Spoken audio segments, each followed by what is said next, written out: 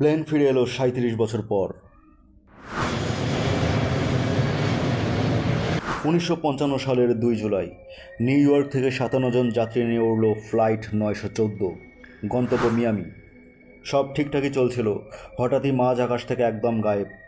রাডারে নেই, টাওয়ারে নেই, খোঁজ নেই, যেন আকাশে গিলে খেলো প্লেনটাকে। সেই সময় সবাই ধরে নিয়েছিল এটা নিছকই একটি দুর্ঘটনা, হয়তো সমুদ্রে ভেঙে পড়েছে, কেস ক্লোজড। কিন্তু ৩৭ বছর পর ১৯৯২ সালের এক সকালে ভেনিজুয়েলার কারাকাস এয়ারপোর্টে ঘটে গেল ইতিহাসের সবচেয়ে অদ্ভুত ঘটনা। একটি অচেনা প্লেন হঠাৎ রানওয়ের ওপর ভেসে উঠল। কন্ট্রোল টাওয়ারে যোগাযোগ করলো পাইলট, বলল, আমরা নিউ ইয়র্ক থেকে রওনা হয়েছি আজ ২ জুলাই ১৯৫৫। সাথে সাথেই হইচই পড়ে গেল এয়ারপোর্টে।